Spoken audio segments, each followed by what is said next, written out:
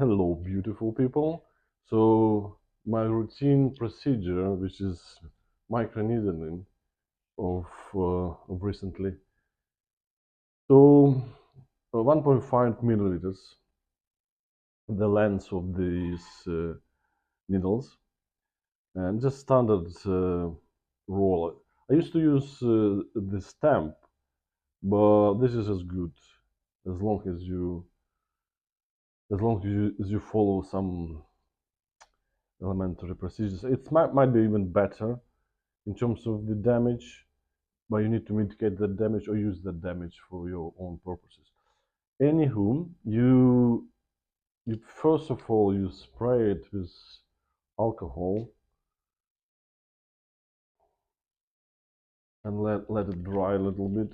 I use alcohol, which is a better antiseptic than rubbing alcohol.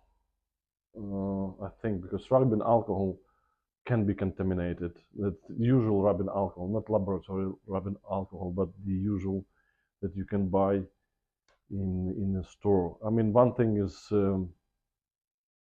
rubbing your hands with this. The other thing, it penetrating your epidermis.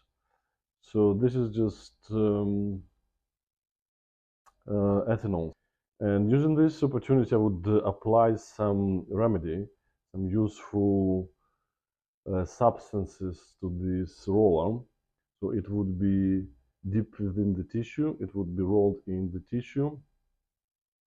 So it goes like this. Right? I top it like so, and you can use um, pain control pills like ibuprofen. Uh, it um, it also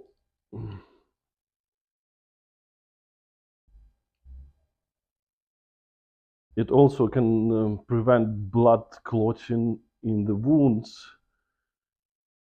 So it's like a bad thing when you use ibuprofen during some procedures.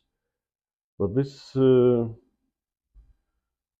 can be small, and so you're unlikely to bleed to death with this. But if you have some bleeding, it's okay. I had some bleeding, and apparently it may be better. So you be very careful not to touch with your hands the fresh wounds. You don't go outside, or if you go outside, wear a hat so that you don't collect dust from the air.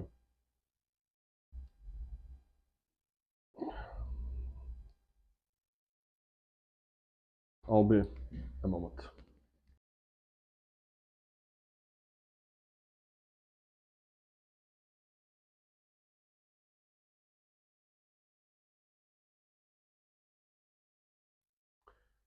So you keep adding whichever stuff you want to get into the deeper into the epidermis.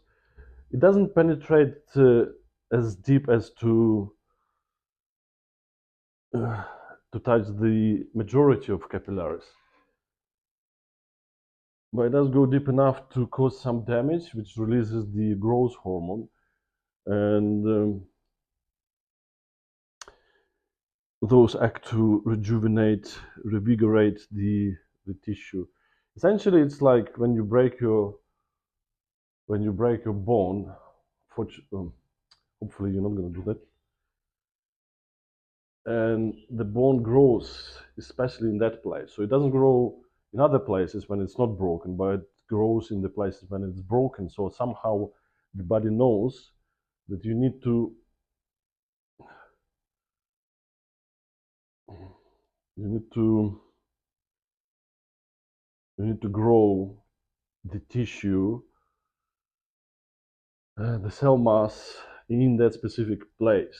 So a long time ago, it was speculated that it happens because when you break the tissue, the broken cells releases some cytokines, some signaling molecules that causes the surrounding cells to release growth hormone and to call on the other growth hormone to come to the place, and immune cells and other cells to release a bunch of growth hormone, which stimulate the tissue growth and remodeling as well. So it's not that tissue growth, but remodeling.